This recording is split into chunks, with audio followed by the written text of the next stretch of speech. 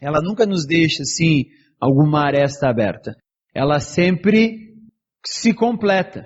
Então eu fiz um apanhado geral do livro de 1 Pedro. Fique tranquilo, nós não vamos olhar todo o livro de 1 Pedro. E às vezes tu fala, vamos olhar o livro todo, o pessoal já, né, arregala um olho desse tamanho. Não, fica tranquilo, tá? Mas nós vamos sim olhar algumas partes do que Deus fez. Eu estava procurando isso aqui, muito obrigado. Olha, ó, 1 Pedro. Muito bem.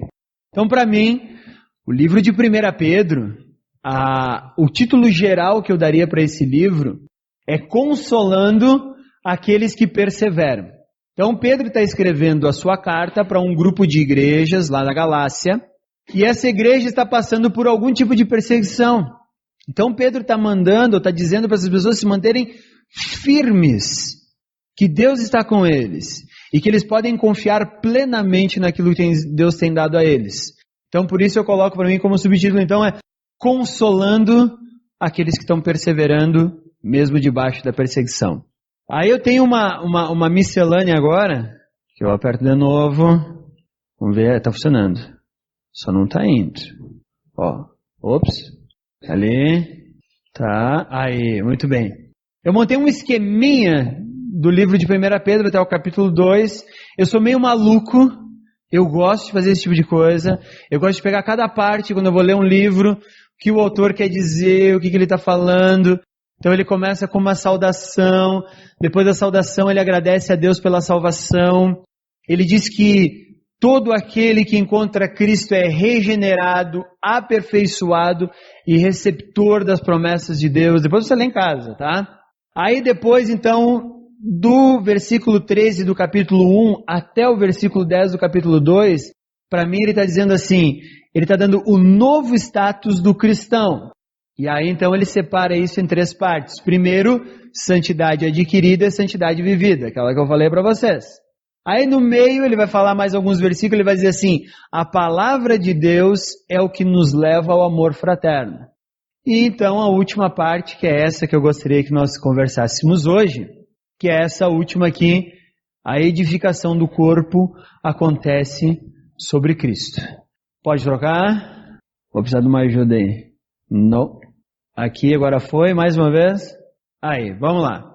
Vamos então ler os primeiros 10 versículos do 2º capítulo da Epístola de 1 Pedro. Tá bom? Você já está comigo lá? Então vamos lá, diz assim, ó. Então, já que santidade dada é santidade vivida, como é que nós vivemos essa santidade que Deus está propondo para nós? Então olha algumas coisas que Pedro coloca ali. Essa é a palavra que lhes foi anunciada. Portanto, livrem-se de toda a maldade, de todo engano, hipocrisia, inveja e toda espécie de maledicência. Como crianças recém-nascidas, desejem de coração o leite espiritual puro, para que por meio dele cresçam para a salvação, agora que provaram que o Senhor é bom.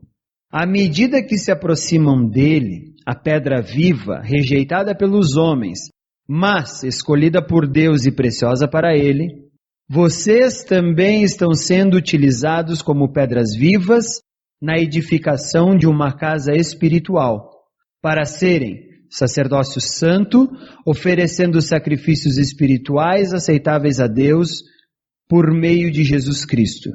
Pois assim é dito na Escritura: eis que ponho em Sião uma pedra angular, escolhida e preciosa àquele que nela confia, jamais será enganado. Portanto, para vocês os que creem, essa pedra é preciosa, mas para os que não creem, a pedra que os construtores rejeitaram tornou-se a pedra angular, e pedra de tropeço, e rocha que faz cair. Os que não creem tropeçam porque desobedecem à mensagem, para o que também foram destinados. Vocês, porém, são geração eleita, sacerdócio real, nação santa, povo exclusivo de Deus, para anunciar as grandezas daquele que os chamou das trevas para a maravilhosa luz. Antes, vocês nem sequer eram povo, mas agora são povo de Deus. Não haviam recebido misericórdia, mas agora a receberam. Então a ideia aqui é que Deus agora pede alguma coisa para nós fazermos, mas tudo o que nós fazermos vai acontecer sobre Jesus. A edificação do corpo, a santidade que eu vou viver, ela deve acontecer sobre Cristo. Por isso, quando eu olho para o Novo Testamento, a santidade que Deus quer para nós não é baseada em regra. Por isso nós vivemos na graça. A santidade que Deus requer de nossas vidas é baseada em princípios. Princípios que eu estabeleço para a minha vida. E não é um monte de regra. É claro que nós, como seres humanos, preferiríamos a regra. Seria muito mais fácil. Você já foi em bingo? Pode levantar a mão aí quem já foi em bingo. Viu?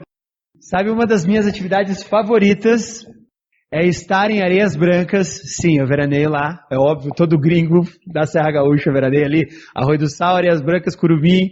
Agora tem umas prainhas mais pra frente, Itapeva, que estão crescendo também, né, até chegar em Torres. Mas eu veraneio em Areias Brancas. E eu curto muito ir no bingo de Areias Brancas. Ali que tem ali atrás da igreja, tem um salãozinho. E eu vou lá. E eu adoro. Mas o que tu quer ir no bingo? Eu quero ir no bingo. Aí tu completa os 4 cantos, tu ganha um saco de grostoli. Claro! E às vezes chego em casa com o café garantido. Chego em casa com o saco de grostoli. Se tu completa a linha primeiro, tu não paga uma cartela, ou uma vez ganhava R$10, mas agora vai se não paga mais uma cartela. E aí se tu completa, tu ganha o prêmio. O prêmio, sei lá, vai desde garrafão de vinho até...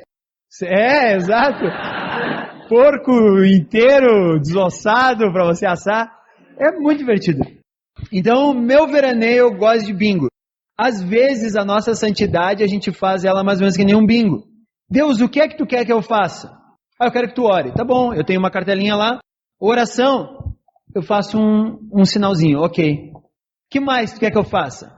Vá no seu grupo célula. Tá bom, vou no meu grupo célula, ok. O que mais? Vai na celebração domingo. Opa, não tem problema, celebração domingo, quando não tem jogo do Grêmio, do Inter, ou do Esportivo, ou do Juventude, eu boto um tique ali, não tem problema. E nós vamos achando que isso é santidade. Só que, na verdade, a santidade é um princípio muito mais do que eu colocar um sinalzinho em algo feito. Por exemplo, se você não adulterar, você está tendo santidade. Ok, então eu vou ali e só coloco um ticket, né? Faço um cheque, né? Não adultero. Mas qual é o princípio de não adulterar? Aí eu volto-me para a palavra de Deus e ele diz que eu e minha esposa somos um. E agora, nessa unidade, Deus vai se revelar para nós. E nós agora precisamos levar a nossa unidade familiar debaixo dos caminhos de Deus. E se eu sou exclusivo para minha esposa, e minha esposa é exclusiva para mim, por isso nós somos um só, então não adulterar passa a ser um princípio e não algo a ser obedecido. Estão entendendo a diferença disso? Santidade, então, não é apenas nós fazemos os nossos cheques. Aqui, ok, checado. O que mais? Checado. Não. Santidade, agora nós vivemos um princípio. Onde é que é o princípio? Sobre Cristo. Então, Pedro agora vai nos dar umas dicas de como funciona a santidade. Ele começa assim: portanto, e esse portanto é muito importante. Porque na língua usada por Pedro, que é o grego, mas também para o nosso português, ele está conectando o que ele vai falar agora a tudo que ele já falou anteriormente. Regenerados, receptores da promessa de Deus. Então, Pedro vai dizer, então já que eu falei tudo isso, agora então vocês têm que... E ele usa uma palavra, livrem-se, abandonem, deixem toda a maldade. Vamos começar por isso. Tudo aquilo que o nosso coração quer fazer, mas está em desacordo com a vontade de Deus. Tudo aquilo que não me permite viver bem na sociedade aonde eu estou. Livre-se de tudo aquilo que está fora do padrão de Deus. Tudo isso é considerado maldade. E aí ele vai dar alguns exemplos. Por exemplo, livre-se do engano. Essa palavra engano, ela foi, eu acho, foi mal traduzida para o português o engano. A palavra original é a mesma que dá origem à palavra dolo. E dolo é uma palavra que nós, no português, usamos muito mais no vocabulário jurídico. Quando a gente escuta o Jornal Nacional dizendo foi um homicídio doloso, que é diferente do culposo. Qual é a diferença do doloso para o culposo? Alguém poderia falar para nós? Sem intenção é o culposo. O doloso, então, você quis. É exatamente isso. Livre-se de toda a maldade e de todo dolo. Dolo significa o seguinte, é aquela pessoa em que ela não vai medir as suas ações para alcançar o objetivo que ela quer. Então significa que a minha santidade passa, inclusive, por eu pensar no bem-estar do próximo e não só em alcançar aquilo que eu quero. Livre-se de todo o dolo. Se aquilo que você quer, você vai prejudicar alguém, não faça. Esse é um princípio da santidade. Então vamos lá, como é que eu aplico isso na minha vida? Bom, eu levo isso com uma fórmula simples para mim. Eu aplico isso na minha vida. Se eu estou tendo vantagem, significa que alguém está tendo desvantagem. Deus pede para que eu haja sem dolo. Então, se alguém vai ser prejudicado, eu não vou fazer. Exemplo prático agora. Eu tenho net na minha casa. Não é tipo, é net mesmo, tá? Mas antes de eu ter net em casa, o meu vizinho tinha net na casa dele. Muitos de vocês não foram na minha casa, alguns já foram. Eu tenho uma casa que é grudada com a do vizinho, conjugada. Uma parede só separa a minha casa da casa dele. E ele chamou a net lá. E aí fizeram um estudo e ele ia pegar o pacote mais caro da net. Não sei quanto é que custa. Aí ele um dia me chamou, e ele quase não me chama, a gente quase não se vê, os meus horários são bem malucos, os dele também. Mas ele me chamou, disse, ô vizinho. Eu disse, opa, quando o vizinho, ô vizinho, tu diz, ai meu Deus, o que vai acontecer? O que o meu cachorro fez? Tu já começa a pensar. Não, é o seguinte, eu estou colocando net na minha casa. Eu disse, que legal, até um dia, quem sabe, eu posso colocar na minha. Então, eu vou colocar o pacote mais caro, vou pedir 2 linhas de telefone, tá? E eu só escutando. E aí a gente faz o seguinte, a gente só passa o fio para tua casa e aí tu fica, a gente racha a metade. Porque aí eu vou ter direito a um ponto extra, o ponto extra vai ser da tua casa, depois tu fica com um, eu fico com o outro, tu fica com o telefone, eu fico com o outro, nós vamos tudo bem, pagando a metade. É tentador. Mas aí a pergunta que eu fiz para ele é, a net permite isso? Aí ele deu um passo atrás. Ele disse, olha, se a net não permite, eu não vou fazer. E aí então, ele não veio mais me oferecer net na minha casa. Até um dia que a Simone precisou fazer um negócio, precisava da internet, aí a gente chamou a net, botamos lá o pacote mais básico do básico do básico, que é o que dá para usar, eu consigo assistir SBT, Globo, Record, né? É divertido, não, eles me dão uns canais isso também. Mas a grande questão é, eu ia ter benefício, mas alguém na net ia pagar pelo meu benefício. Isso deve ser um princípio sempre. No mercado, a Caixa me deu o troco errado, se ela errou para mais, eu preciso devolver para ela. Mas aí o que a gente pensa? Não, o dono do mercado é rico, não vai sentir falta desses 10 reais. O dono do mercado vai cobrar dela, que provavelmente ganha menos que você. Então eu não quero que ela seja prejudicada. Por que não quer que ela... É uma mulher que você nem conhece. Porque eu sou o sal da terra e luz do mundo. Se eu não agir de forma adequada, quem vai agir?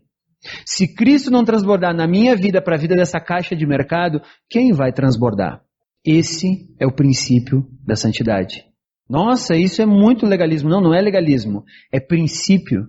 E é o princípio que Pedro já falou para os seus autores lá anteriormente. Eu disse, depois você lê em casa. Sejam santos, porque o vosso Pai é santo.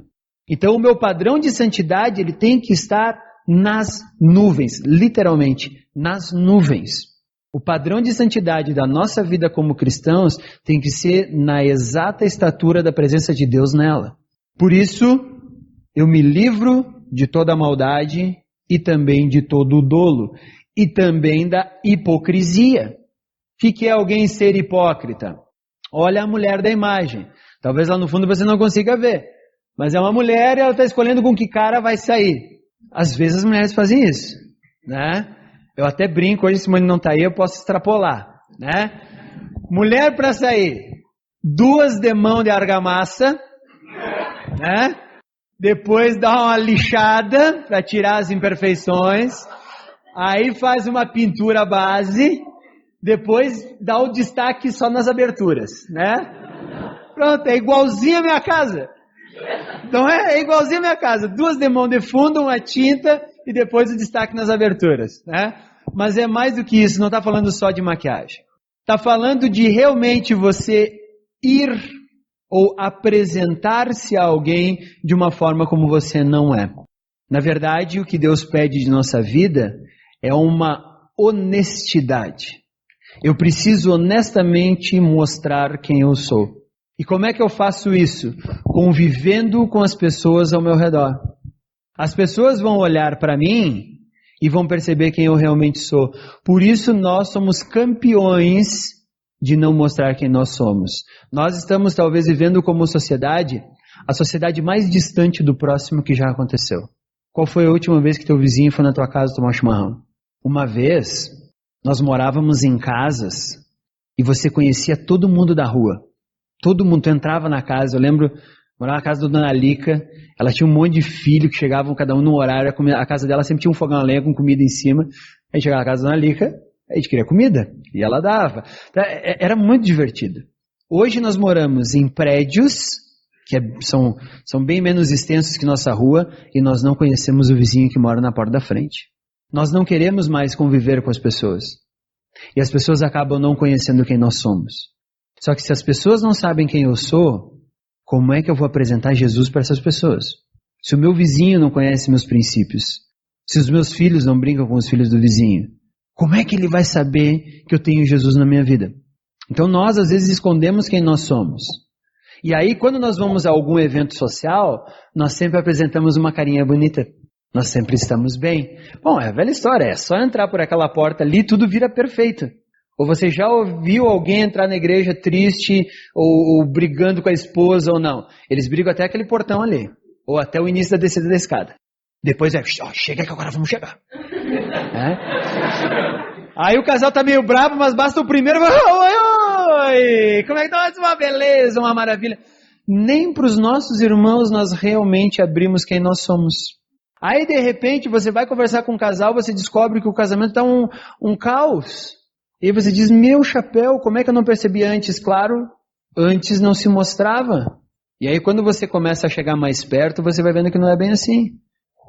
Então, livre-se de todo mal, de todo dolo, de toda hipocrisia e de toda inveja. E nós, gringos, somos invejosos. Ah, não, imagina. Ah, é? Deixa amanhã o teu vizinho aparecer com um carro zero na garagem do lado. Ah, tu já vai no jornal, vamos ver qual é a marca, qual a concessionária, vamos ver as promoções, e aí se é muito caro, não, porque ele só pode estar roubando, não é assim? Ele só pode estar roubando. Gente, eu achava muito engraçado. Às vezes os vizinhos tinham um carro novo, não, mas é traficante, não, porque está roubando, não, nossa, eu vivo no meio de marginais. Meu chapéu. Então, a gente é muito invejoso. Não tem jeito. Aí o vizinho faz um puxadinho na casa, eu também faço um puxadinho na minha, para mostrar para ele. Aí ele aumenta um andar, eu aumento 2, para mostrar para ele que eu também posso. Né? Nossa, nós somos realmente muito complicados. Vivemos uma sociedade muito invejosa mesmo. E também, então, livre-se de toda a maledicência. Maledicência é diferente de maldade, porque maldade é o que você faz, maledicência é o que você fala do outro. Né? É a fofoca.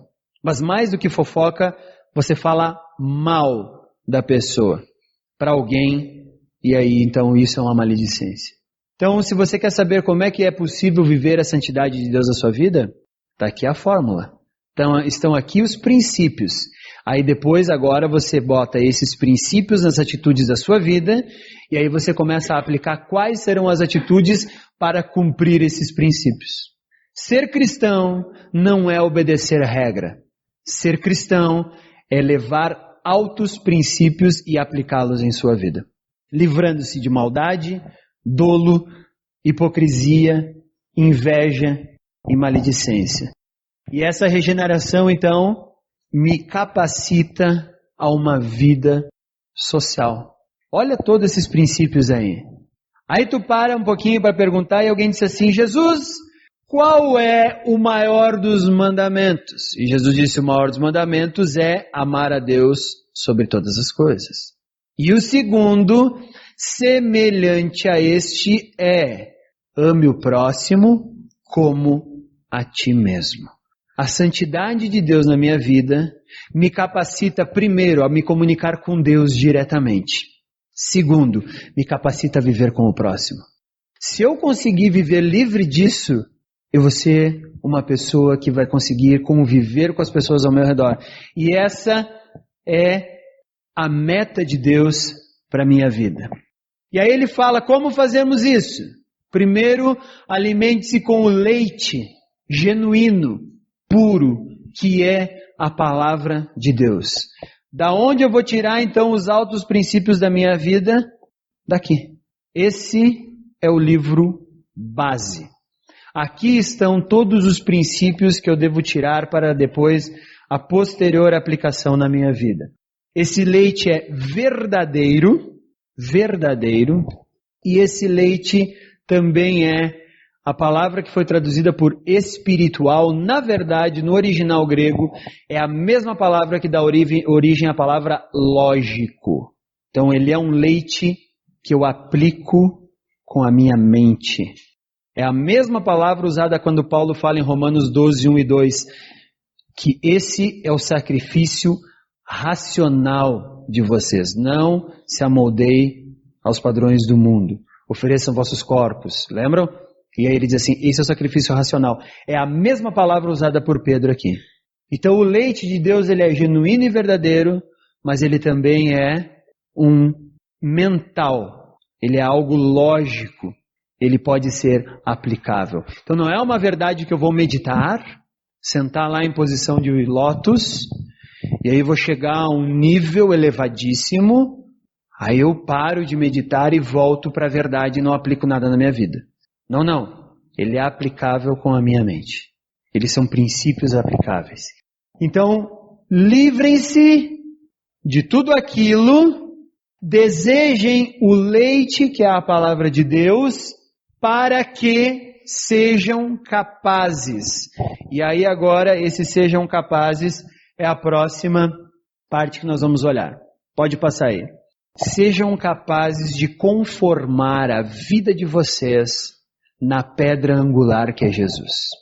Às vezes a gente fica perguntando: como assim? Que história é essa de pedra angular que é Jesus? Volta, pensa. Antiguidade. Nós não temos esquadros a laser. Hoje você tem tudo a laser, é tudo muito certinho, muito justo. Eles ainda assim conseguiam fazer construções que estavam dentro do prumo e do esquadro de uma forma fantástica. Como eles faziam isso? Com a pedra angular. O que é isso? Eles pegavam uma pedra, talhavam ela de forma perfeita, colocavam ela num ponto X de uma construção. A partir desta pedra, eles mediam os ângulos de todo o prédio. Então, mesmo que as pedras fossem diferentes de tamanho umas das outras, e nós encontramos isso muito em muitos lugares. Por exemplo, olha uma taipa, se você for mais para o interior, você vê a taipa que o pessoal coloca nas parreiras, são pedras de tamanho diferentes, mas elas ficam certinhas. Esse é o princípio da pedra angular. Uma pedra vai dizer qual é o ângulo de todas as outras nessa construção, mesmo que elas tenham tamanhos diferentes. Esse é o princípio que Pedro está aplicando aqui. Livrem-se de tudo aquilo, desejem o leite espiritual, e agora vocês serão capazes de colocar a vida de vocês dentro daquilo que Jesus vai observar. Por isso ele é nossa pedra angular.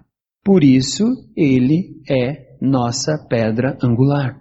Então tudo que eu fizer na minha vida, o meu tratamento com o Eduardo, o meu tratamento com a Geisa, o meu tratamento com a Simone, com todo mundo, deve ser baseado no que Jesus faria.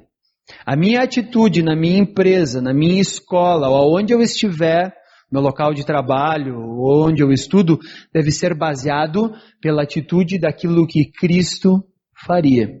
Estão entendendo o sentido da santidade? O princípio é eu acomodar a minha vida a tudo aquilo que Cristo quer que eu faça. Ele é a pedra angular. Ele dita a regra. Então, só através dessa pedra viva que é Jesus, nós vamos nos aproximar de Deus. E com isso, nós seremos pedras vivas na construção de uma casa espiritual, oferecendo sacrifícios aceitáveis. Quero voltar um pouquinho. Você lembra que Jesus, enquanto está indo para a cruz, ele pergunta para seus discípulos: quem eles dizem que o Filho do Homem é?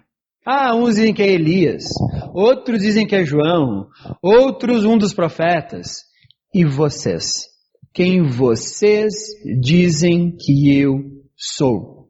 Aí Pedro, o autor desta carta, diz: tu és Cristo, o Filho do Deus vivo. E aí então Jesus diz: muito bem, e tu és Pedro, e sobre essa pedra edificarei a minha igreja, e as portas do inferno não prevalecerão contra ela. Aí, com o passar do tempo, um determinado tipo de igreja disse que só é verdadeira a igreja que vem de Pedro. E aí colocaram Pedro como o primeiro líder deles. Agora, quando eu olho para a carta de Pedro, eu vejo que aquilo que Jesus falou para ele, ele falou para nós agora. Para todo aquele que quiser moldar a sua vida de acordo com a pedra angular que é Jesus, Pedro diz: e vocês também estão sendo utilizados como pedras vivas. Para quê?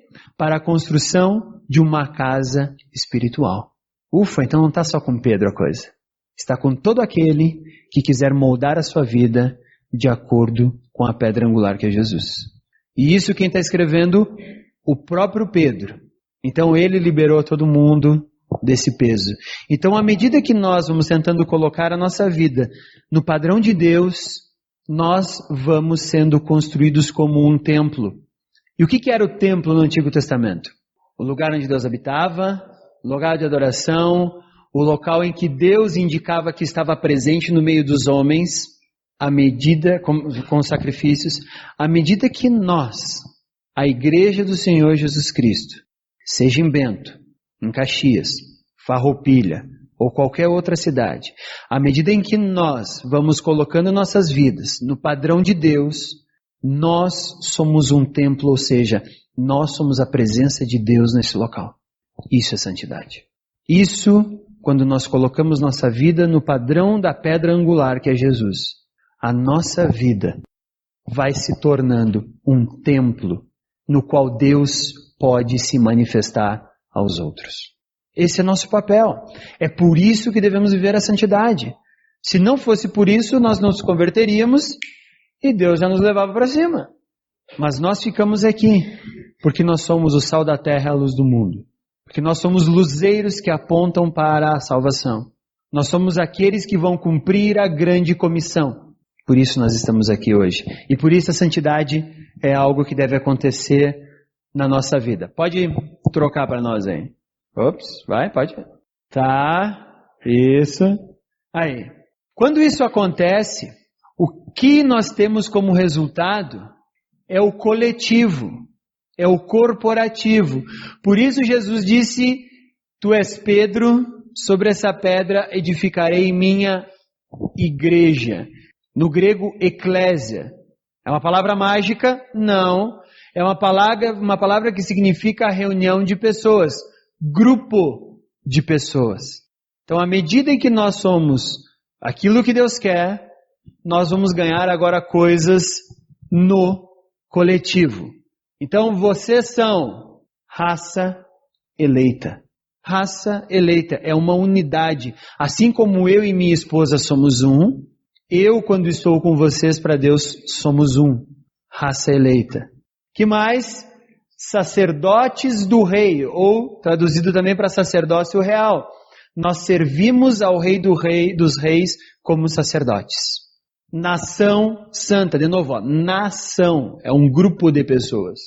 Povo também é um grupo de pessoas. povo exclusivo, comprados por Deus. Pode trocar. Em Deus, nós somos verdadeiramente livres. Livres para exercer nossa santidade. Sem Deus, nós não passamos de um agregado de pessoas que não sabe distinguir a mão direita da esquerda. Mas com Deus, nós então temos significado, vida, liberdade e salvação. Na medida em que vivemos aquilo que Deus quer. Novo status do cristão, então, conforme Pedro coloca, que é como nós estamos. Na prática da nossa santidade, o amor fraterno que temos uns com os outros, nós teremos uma vida edificada em Cristo de forma coletiva, e isso é a igreja. Isso é viver a santidade. Isso é praticar a santidade. Isso é ter altos padrões na minha vida, que são lapidados por aquela pedra angular que é Jesus. Esse é o propósito de Deus para a vida de cada um de nós. Em casa, tarefa para você fazer. Leia esses dois, na verdade o capítulo 1 e esses 10 primeiros versículos da carta de Pedro. E você vai talvez até entender um pouquinho melhor aquilo que eu falei para nós hoje aqui. Vamos baixar nossas cabeças e vamos orar? Deus, nós somos gratos a Ti. Gratos pela Tua presença em nossas vidas. E por isso, Pai, nós queremos Te entregar nossa vida e, conforme a pedra angular, queremos moldar nossa vida através disso. Dá-nos consciência de vivermos uma santidade altíssima, em que o nosso princípio está em viver os Teus valores nos nossos dias, livres de qualquer maldade, de qualquer dolo, de qualquer hipocrisia, de qualquer engano, de tudo aquilo que pode realmente não mostrar o Teu amor para as pessoas ao nosso redor. Mas a partir disso, essa santidade sendo vivida de maneira correta, nós podemos realmente viver de forma justa com os nossos irmãos. E queremos agradecer pela igreja que Tu colocaste ao nosso redor. Cada pessoa que Tu assim colocou faz parte do Teu projeto para a nossa vida. E nós queremos tratá-las da melhor maneira possível. Porque juntas é que nós somos povo, uma nação santa, um povo escolhido e exclusivo Teu, Pai. Sacerdotes reais. Obrigado por isso, Pai. Obrigado por Tua presença em nossas vidas. E viver a santidade que Tu tens para nós é nos comprometermos com Tua presença em nossas vidas. É isso que nós pedimos e agradecemos. No nome de Jesus. Amém.